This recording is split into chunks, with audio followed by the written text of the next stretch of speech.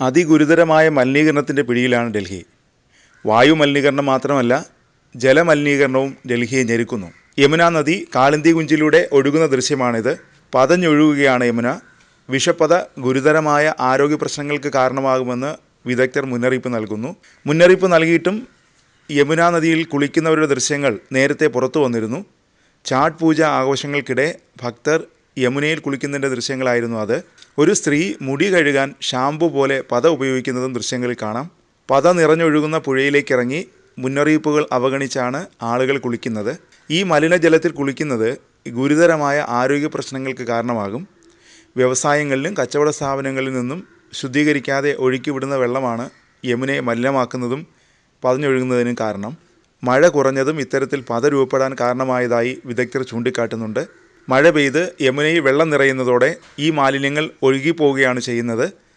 ശ്വാസകോശ രോഗങ്ങൾ, ത്വക്ക് രോഗങ്ങൾ, ജലജന്യ രോഗങ്ങൾ എന്നിവയ്ക്ക് ഈ മലിനജലം കാരണമാകുമെന്നാണ് ആരോഗ്യ വിദഗ്ധർ പറയുന്നത്.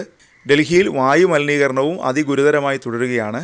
കഴിഞ്ഞ ദിവസം വായു മലിനീകരണം അതീവ ഗുരുതരം എന്ന അവസ്ഥയിൽ നിന്ന് വളരെ മോശം അവസ്ഥയിലേക്ക് എത്തിയിരുന്നു. ശരാശരി 370 AQI ആണ് നിലവിൽ വായു മലിനീകരണ തോത്.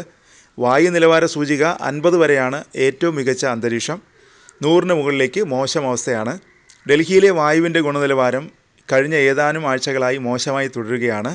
ചൊവ്വാഴ്ച രാവിലെ ഡൽഹിയിലെ AQI 494 എന്ന നിലയിലെത്തിയിരുന്നു. രാജ്യ തലസ്ഥാനത്തെ മിക്ക സ്റ്റേഷനുകളിലും എയർ ക്വാളിറ്റി ഇൻഡെക്സ് 500-ലധികം രേഖപ്പെടുത്തി. അടുത്ത കാലത്ത് ഏറ്റവും രൂക്ഷമായ വായു മലിനീകരണം നേരിടുകയാണ് ഡൽഹി. നഗരം മൂടൽമഞ്ഞിലും വിഷപ്പുകയിലും മുങ്ങിയതോടെ ദൂരക്കാഴ്ച പൂജ്യമായി. മലിനീകരണം നിയന്ത്രിക്കാൻ കൃത്രിമ മഴ മാത്രമേ പരിഹാരമുള്ളൂവെന്നാണ് ഡൽഹി മന്ത്രി ഗോപാൽ റായ് പറഞ്ഞത്. കേന്ദ്ര സർക്കാർ ഇതുവരെയും കൃത്രിമ മഴയ്ക്ക് അനുമതി നൽകിയിട്ടില്ല.